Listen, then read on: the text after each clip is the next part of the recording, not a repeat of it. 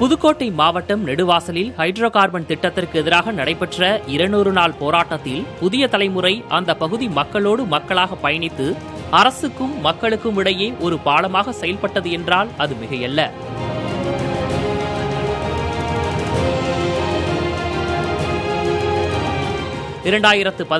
பிப்ரவரி 16 தொடங்கி நடந்த போராட்டத்தில் மக்களின் குரலாக ஒலித்தது புதிய தலைமுறை.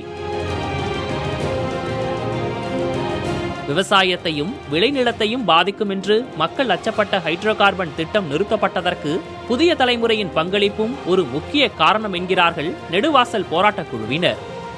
2017 அன்று 17 இரவு புதிய தலைமுறையில் வந்த ஃபிளாஷ் நியூஸ்லேருந்து இது மாதிரி நெடுவாசலில் ஹைட்ரோ கார்பன் திட்டம் நடைமுறைக்கு வரப்போகுது, கவர்மெண்ட் எடுத்திருக்கு அப்படிங்கிறது புதிய தலைமுறை ஃபிளாஷ் நியூஸை பார்த்துட்டு தெரிஞ்சவங்க எல்லாம் ஃபோன் பண்ணி இது மாதிரி ஒரு ஃபிளாஷ் நியூஸ் போடுது, உங்கள் ஊரை பற்றி என்னன்னு தெரியுமான்னு கேட்டாங்க. ஒன்றும் தெரியலை அப்படின்னு சொல்லிட்டு அப்புறம் தெரிஞ்சவங்களையெல்லாம் விசாரித்து மறுநாள் காலையில் அதோட பாதிப்பு என்ன, அது இப்போ அந்த ஹைட்ரோ கார்பன் திட்டம் நடைமுறைக்கு வந்தால் இந்த பகுதியினுடைய விவசாயிகளோட நிலைமையெல்லாம் என்ன ஆகும் அப்படிங்கிறத தெரிஞ்சதுக்கப்புறம் மறுநாள் காலையில் கிராம மக்களையெல்லாம் ஒன்று சேர்த்து இது சம்மந்தமாக என்ன முடிவு எடுக்கிறது அப்படின்னு சொல்லி ஒரு ஆலோசனையாக பேசிக்கிட்டு இருந்தோம். ஃபஸ்ட்டு இந்த மக்களோட போராட்டத்தை லைவ் காஸ்ட்டாக கொண்டு வந்தது புதிய தலைமுறை தான். இந்த போராட்டத்தை பொறுத்த வரைக்கும் புதிய தலைமுறையோட பங்கு எங்களுக்கு அதிகமாகவே இருந்துச்சு. இப்போ நம்ம இருக்கிற இந்த இடம் தான் நெடுவாசல் போராட்டம் நடந்த அந்த வரலாற்று சிறப்பு மிக்க களம். இந்த களத்தில் அந்த பிப்ரவரி 15ஆம் தேதி அந்த அறிவிக்கப்பட்ட செய்தி முதல்ல புதிய தலைமுறை தொலைக்காட்சியில் வந்தது. அதை பார்த்துட்டு நண்பர்கள் விழிப்புணர்வு ஏற்படுத்த அதன் பிறகு நாங்கள் கூகுள் உள்ளிட்ட இணையதளங்களில் தேடி அதன் மூலமாக இளைஞர்களுக்கு ஏற்பட்ட விழிப்புணர்வு தான் வரலாற்று சிறப்பு மிக்க அந்த நெடுவாசல் போராட்டம்.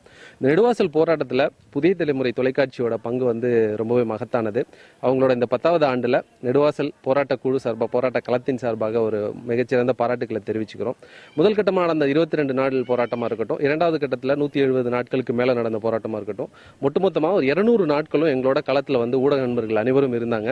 அதில் புதிய தலைமுறை ஊடகத்தினரும் அவங்க ஊடகத்தை சேர்ந்த அனைத்து நண்பர்களோட களப்பணி ரொம்ப ரொம்ப முக்கியமானது. இதேபோல 2017ஆம் ஆண்டு ஜல்லிக்கட்டு உரிமைக்காக ஒரு சில இளைஞர்கள் கூடிய முதல் நாள் தொடங்கி சென்னை மெரினா கடற்கரையில் நடந்த இளைஞர்களின் எழுச்சியை தொடர் நேரலையில் பதிவு செய்தது புதிய தலைமுறை.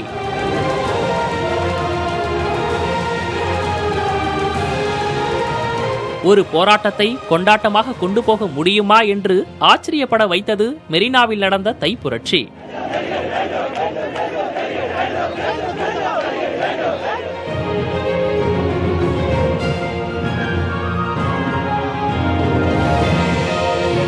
போராட்டத்தின் முடிவில் ஜல்லிக்கட்டு உரிமை மீட்டெடுக்கப்பட்டதை களத்தில் இருந்து அவர்களின் குரல்களை வெளி உலகில் ஒலிக்கச் செய்தது புதிய தலைமுறை.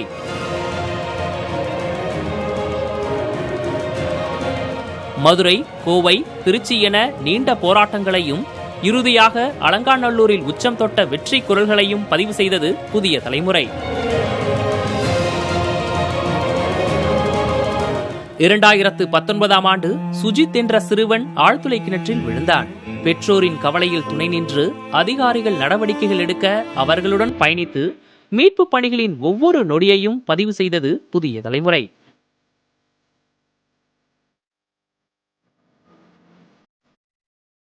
சுஜித் மீண்டு வர வேண்டும் என்று பிரார்த்தனை செய்த உள்ளங்கள் ஏமாற்றத்தை தழுவின.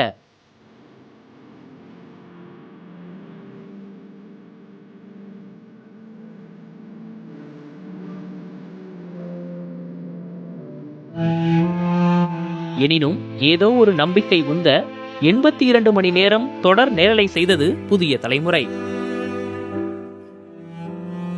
டெல்டா விவசாயிகளின் வேதனை குரலை ஒரு நாள் முழுவதும் விளம்பர இடைவெளிகள் இல்லாமல் தொடர்ந்து பதிவு செய்து அவர்களுக்காக ஒலித்த குரல் புதிய தலைமுறையின் குரல்.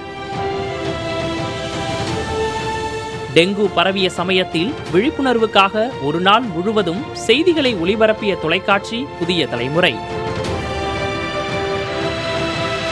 இதேபோல தமிழகத்தின் ஒவ்வொரு முக்கிய நிகழ்வுகளிலும் மக்களோடு இருந்து மக்களுக்காக ஒலித்துக் கொண்டே இருப்பதுதான் புதிய தலைமுறை.